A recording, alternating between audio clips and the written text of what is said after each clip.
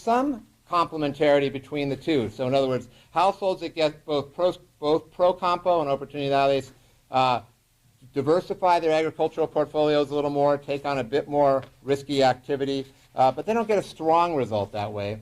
I also had a student here who finished up a couple years ago, Dylan Fitz, who's now a professor elsewhere, and he worked on the same question in Brazil, and he found some similar kind of effects of, I would call it some weak complementarity between the agrarian policies in Brazil and the Bolsa program there. But the bottom line is that there's no question that rural productivity rises with transfers, but we don't yet know that much from these cases about what the optimal kind of mix would be between a social policy and agrarian policy. Now I want to try to take a sideways step that just touches on a little bit of research that I've done for like 2 minutes. I did a research project in coffee, among coffee co-ops in Oaxaca and Chiapas, where we looked at the household income portfolios and how they were affected by being organic or fair trade coffee. That could be a story for another day. The most important finding from that study with respect to the conversation today is that even among these coffee growing households that compared to many other smallholder households were relatively wealthier, because they have coffee trees, they don't just have corn land, let's just say, we found that their incomes were very diversified. So all these are coffee growing households, and on average they get about 20% of their income from coffee. They get about 20% of their income from subsidies. So right there, the government social policies and the net income they get from coffee were about equivalent. The biggest source of the subsidy income was oportunidades.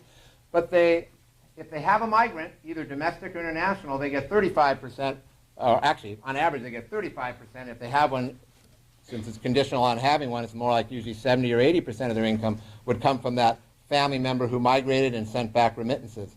So another way of thinking about this is the labor side of these households and what might happen with respect to labor earnings may be much more important in terms of the overall well-being and, if you will, the productivity of this household, if you think about productivity not just based on land, but on the labor that those households are putting forward. So 2 more quick studies just to touch on to give you a sense of what we know. One is a study by Susan Parker, where she took the same oportunidades data, or same oportunidades program, a different data set, and looked at populations that were in a region where oportunidades was implemented when young people were 10 to 14, and another set of regions where they weren't getting oportunidades, and then compares for similar households how those 2 groups of young people did. One where they had access to educational transfer support and others where they didn't, and looks at what it means for their labor market and labor earnings, labor market outcomes and labor earnings later. And she found that, yes, they went to school longer, and there was about a 30% increase in the population attending college, so that says something about mobility. They had a higher probability of employment, but she didn't find that they had any impact on their earnings, at least at that point. But it also doesn't include anybody who was away from home. Okay, so I just told you that migration and remittances was a major source of household income among these sets of households. This particular study is only able to track households and people in those households who are still there. Okay, so if they've gone away somewhere else, they're not there, and so that's a missing piece of what might be the productivity story. And so one more angle on the migration side, and this is a study that just came out this year from a professor at Michigan who looks at the impact of oportunidades on migration to the U.S. and finds that basically a positive impact just along the lines of the story that I told before. There's evidence that households who got access to oportunidades in 1997 and households that didn't, for those who did, they were able to go to their village moneylenders usually and get a loan, and that increased the probability of family members migrating to the United States significantly during that time period.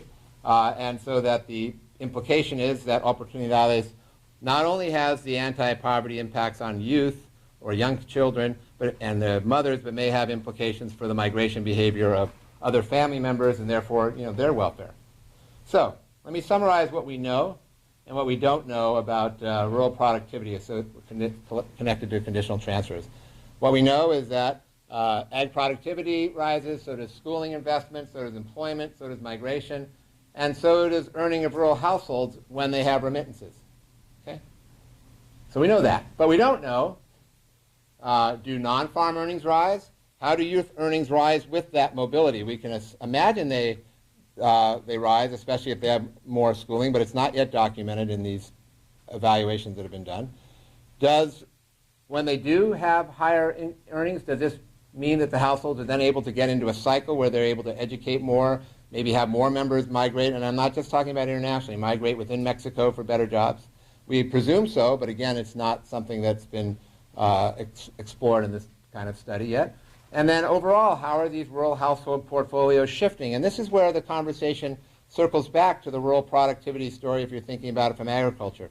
Because if what people are mostly doing is shifting their emphasis towards investing in human capital, then there's likely to need to be some kind of reorganization of agriculture as well, because there's significant portions of the population who are exiting agriculture, leaving others who may be able to do more with what's there, but that has to be thought of seriously. And then for those households who keep a rural base, even though they have family members leaving, what does it mean to reinvest in agriculture when maybe most of the younger population is going elsewhere, either in the region or beyond for work? Okay. So, Gustavo? So basically, in one of my early lives, I was a deputy minister of agriculture in Mexico, and also in the agrarian reform ministry. And many of these discussions we had in the 1990s, especially some programs like Procampo. Procampo is a transfer, a cash transfer, which is given to farmers based on the number of acres they have. So we had put a cap of 20 hectares, so that would be, 20 hectares would be around 80 acres as a cap. But the cap went very far up, and now you have this transfer program very regressive, because if you have more land, then obviously you get more money on that. So that's one problem you have always with policy design, is that you have unintended consequences of your policy design. Now, when we were discussing on Progresa, the first part that came in Mexico in 1996, and then its equivalent in Brazil, it started with a Bolsa Escuela, which was basically a program of transfer for schooling. Not until 2002, with Lula, did the program in Brazil take the form of the Progresa in Mexico, which included schooling, health, and food security as well. So the discussion we have had in the past years, and there's two texts that I very much recommend. The 2015 State of Food Agriculture just appeared a few months ago on social protection and agriculture. How to break the cycle of rural poverty, that's the text. And it's a very, it's worldwide. It has a lot of examples from Africa, Asia, and Latin America. And then the study I made with another colleagues on strengthening links between agriculture and social protection programs in Mexico. And we took a longer view. We took 1970 to 2012 to see why do social policy programs do not coordinate with agriculture production programs. So what's the problem we've been having there? And one very important thing that we also know, both in Mexico and in Brazil, and I think in most of the cash transfer programs in Latin America, is that in absence of other policies who do not have to do anything with rural policies, you will not have a reduction in poverty. And the case of Mexico is important.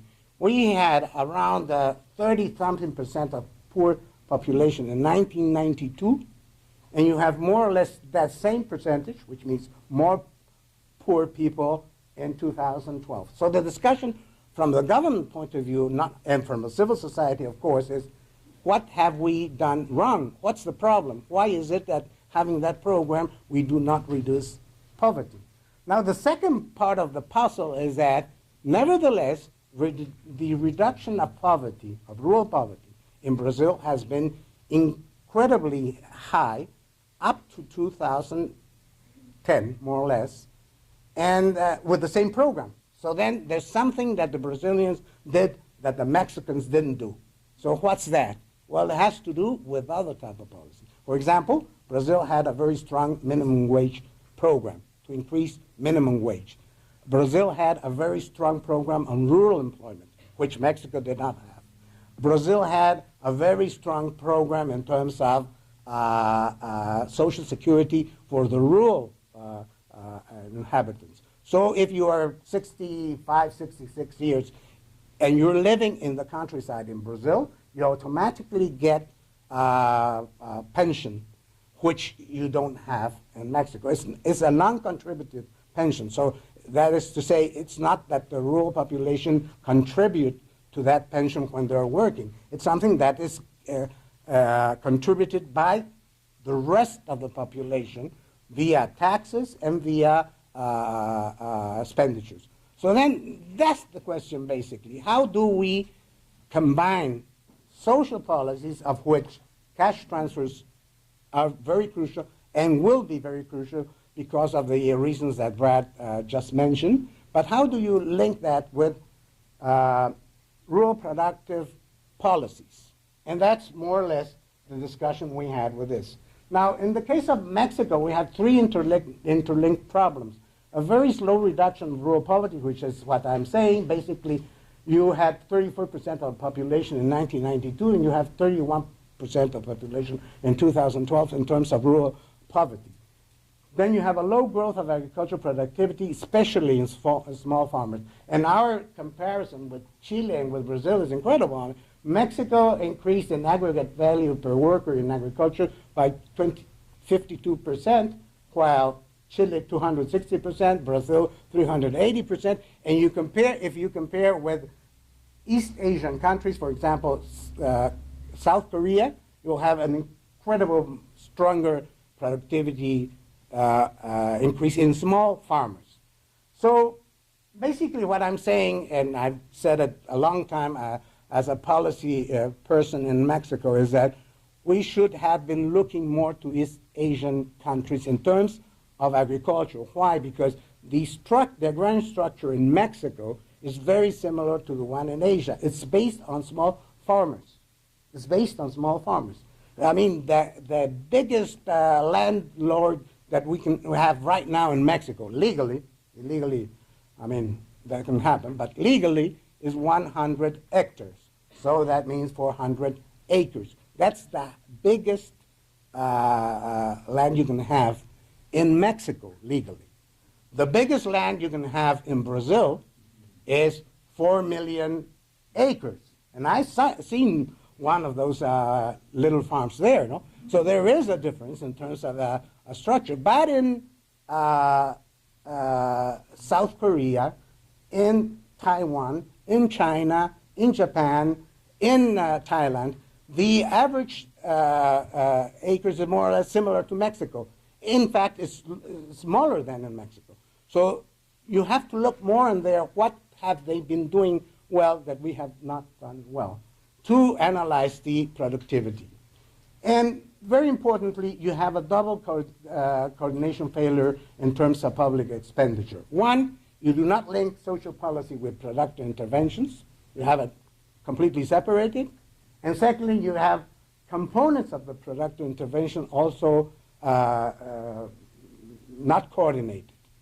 And you have a problem, a real problem, something that what Brad was saying. So you transfer the cash program is transferred to women, basically, because the argument has been, if you want to be sure that that money gets to the kids, you have to be sure that it will get through the mothers, and that's what you want to do. But the Procampo, the other program that's in the agricultural sector, is transfers as well, but for men. So what do you have in some areas where you have small rural employment, that means for men, and strong social policies that are transferred to women? Yeah, you change the negotiation powers, but then you have a problem. And we detected very clearly, intra-family violence increased in those areas in an incredible number. That is not to say that you don't have to transfer money to women, and in this case, it's another problem, but it is there. So yes, the bargaining powers changed quite a bit, and this is something you also have to take into consideration. So my argument is not, just to be sure on that, my argument is not that you don't transfer to women. I mean, the effectiveness of those transfers are beyond question. All the evaluations say that. The discussion is more, how can you be sure to protect the gained bargaining powers that women have gained because of this type of programs? That's mainly my argument. And in rural and public expenditures, you have one reduction in absolute, this is in Mexico, the reduction in absolute terms in general of public expenditure in the rural areas. Then you have reduction in productive subsidies, so you have gone more to the social side rather than to productive side.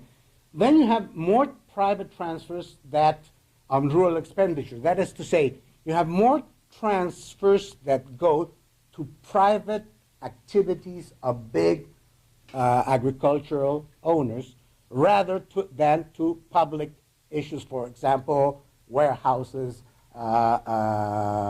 rural roads, and so research and development, and so on. So it's highly regressive. I had a map where you have, as you grow in number of hectares, you get more and more subsidies, which isn't a crazy thing to do. I mean, subsidies are supposed to help resolve problems of market failures and supposed to help especially those which are in smaller, poorer, and so on. And so it's the other way around. And then you have the technology of capturing rents. This happens in all families, in all good families. It happens. It happens here in the States. It happens in Europe. It happens everywhere. But the dimension of the capturing of rents is incredibly big in Latin America and incredibly big in Mexico. So that's something that necessarily you have to resolve. So you have to confront fragmentation. Focus more on multi-activities, because that's another area which we found very strongly. When you analyze rural household incomes, what you find out in all Latin America, strongly in Mexico and in Brazil, is that the non-agricultural income in the households, rural households, is increasingly more important than the agricultural income in, obviously, very small farmers. So what you need to have is a policy to address not only the agricultural side, but the non-agricultural side in the rural areas, which has to do very much with transformation, which has to do to the other service activities in the rural area. Then you have, and then for the very poor people, transfers from the government, such as Progresa was its first name, then Oportunidades is its second name, and now in third revival is called Prospera. So, but it's the same program, only with different aspects, which I'm going to discuss a little bit. You need to have a basic social protection for everyone. And I see the example of the Brazilians with the pension program as one. It's expensive, but it's crucial. I would say if you link most of the programs and analyze it in that base, you would have a very strong program. A combined package of productive and technical assistance for small farmers, which is something that we found different. We were thinking when we were doing policies in Mexico from the early 50s and 60s, we were thinking of United States. There's no way we can compete with United States, with Iowa. Impossible. There's no way. The land in Mexico is it's not flat. The quality of land, so we cannot compete there. We have an incredible amount of natural resources. That's where we compete. Or in tropical fruits, that's where we compete. So we had to look more on other areas which were more similar to what we have in Mexico. And then you need to have a permanent training mechanisms in knowledge and abilities as well. So the new components of social policy in the last years are basically three. One is called the Crusade Against Hunger. It focused on extreme poverty and food insecure population. both urban and rural. It has it targets 7 million households in rural and urban areas which are food insecure. What's the main criticism of that program? Basically that it has, which is the main criticism you can make to most policy programs, social policy programs. If you start putting a lot of aims and purposes of the program, what you have is a Christmas tree. You don't have a policy program that is focused on one or two. When you put too much things in one program, you end up not doing any of that. Secondly, the reform Oportunidades, which is now called Prospera, expanding its scope in human capital and adding a productive dimension, which is not being done by the program, but basically what the program is looking at, how can we pull programs that are related to productive rural activities to the area in which Oportunidades Prospera is now working. And thirdly, I participate in the design and the implementation of this program that started only this year, which is a pilot, productive territories, to learn on combinations of social and productive intervention. Because the main point is that we do not know. That's the clear thing. We do not know how to link policy interventions in terms of the social area and in terms of the productive area. We do not know. And it's in general. I mean, not Mexico, it's not America, it's in general. So we need to experiment and see in a learning process how can you link one and another. And obviously you have to, we have normally short memories in terms of policy. We have to look back to the things we thought that were completely overturned by technology, by new learning and so on. Well, there are things that are in the 40s and the 50s who are still very important, and we have to look at that as well again. So basically, the end story of this thing is that we have to learn quite a bit, and we have to learn both on the policy side, which is the side I'm working, and in the academic side, which is the side which Brad is working. So thank you very much.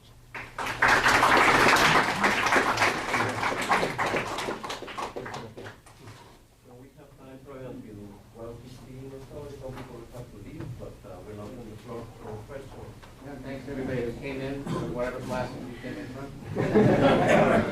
You definitely multiplied our impact. From whoever professor is going to give you a grade, thank you. Your lectures called attention to the competition of big ag corporations against small farmers. In part, there may also be soybeans competing with black beans.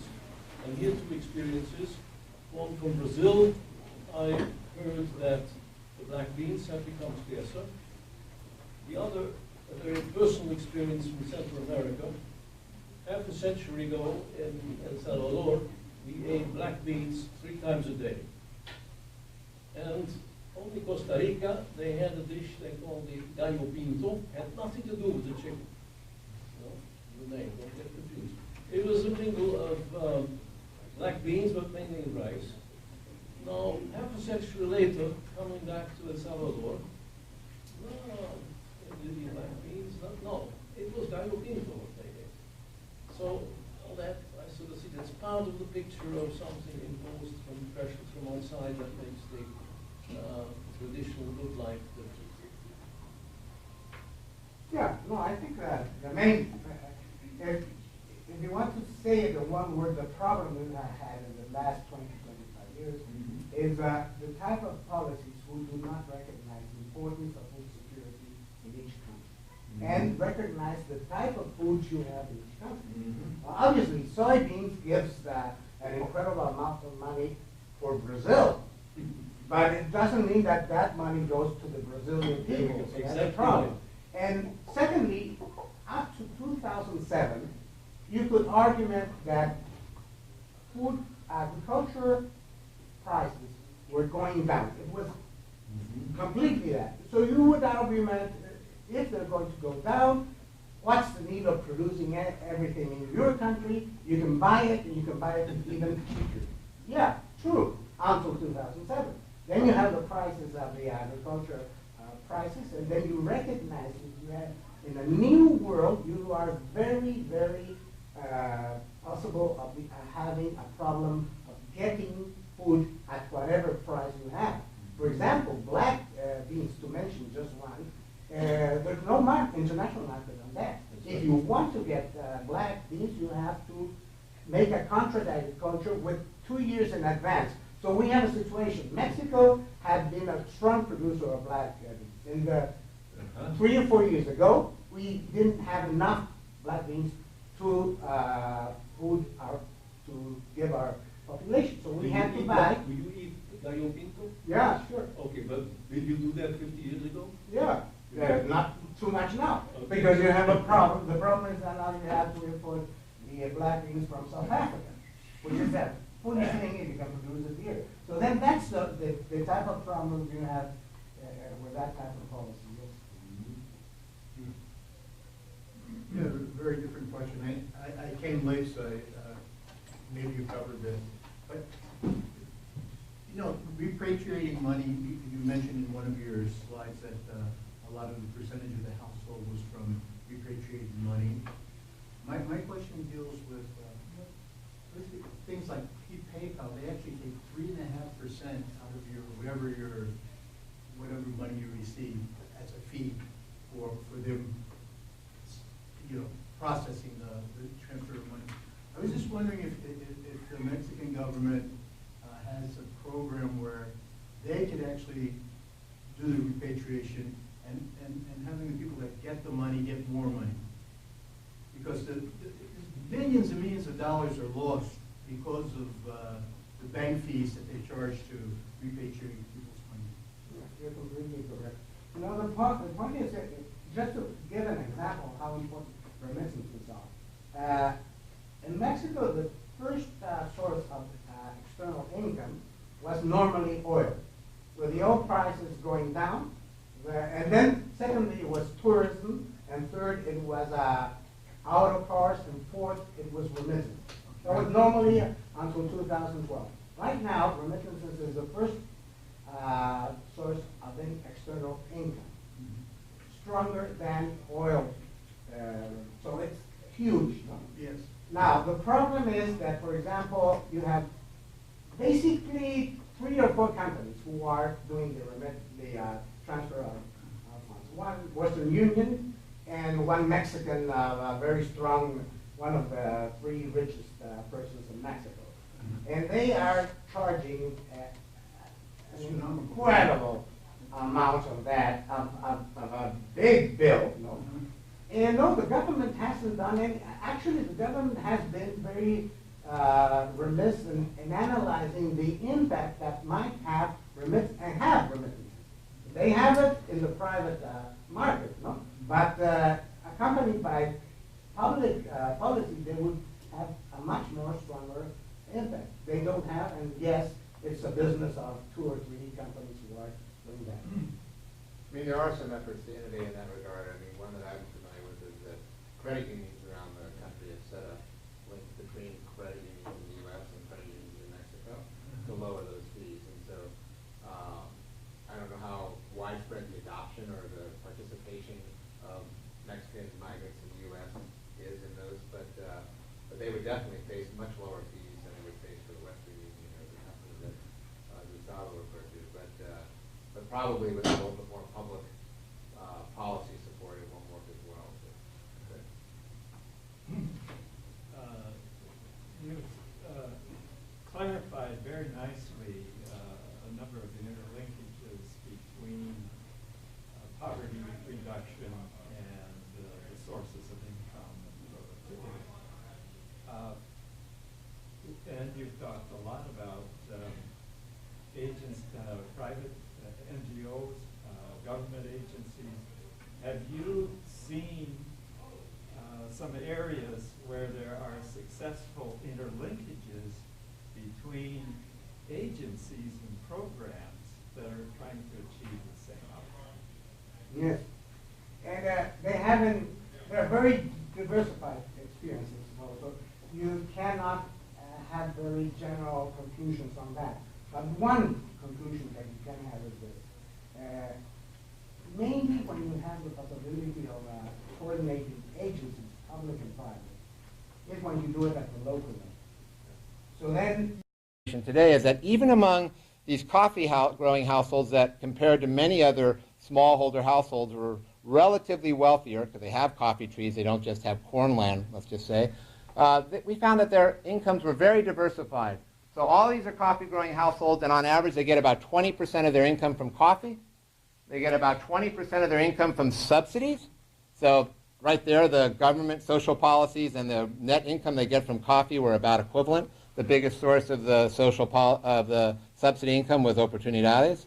But if they have a migrant, either domestic or international, they get 35%, or actually, on average, they get 35%. If they have one, since it's conditional on having one, it's more like usually 70 or 80% of their income would come from that family member who migrated and sent back remittances. So another way of thinking about this is the labor side of these households and what might happen with respect to labor earnings may be much more important in terms of the overall well-being and, if you will, the productivity of this household, if you think about productivity not just based on land, but on the labor that those households are putting forward. So two more quick studies just to touch on to give you a sense of what we know. One is a study by Susan Parker, where she took the same Oportunidades data, or same Oportunidades program, a different data set, and looked at populations that were in a region where Oportunidades was implemented when young people were 10 to 14, and another set of regions where they weren't getting Oportunidades, and then compares for similar households how those two groups of young people did. One where they had access to educational transfer support and others where they didn't, and looks at what it means rises with transfers. But we don't yet know that much from these cases about what the optimal kind of mix would be between a social policy and agrarian policy. Now I want to try to take a sideways step that just touches on a little bit of research that I've done for like 2 minutes. I did a research project in coffee, among coffee co-ops in Oaxaca and Chiapas, where we looked at the household income portfolios and how they were affected by being organic or fair trade coffee. That could be a story for another day. The most important finding from that study with respect to the conversation, some complementarity between the two. So in other words, households that get both Procampo and Oportunidades diversify their agricultural portfolios a little more, take on a bit more risky activity, but they don't get a strong result that way. I also had a student here who finished up a couple years ago, Dylan Fitz, who's now a professor elsewhere, and he worked on the same question in Brazil, and he found some similar kind of effects of, I would call it some weak complementarity between the agrarian policies in Brazil and the Bolsa program there. But the bottom line is that there's no question that rural productivity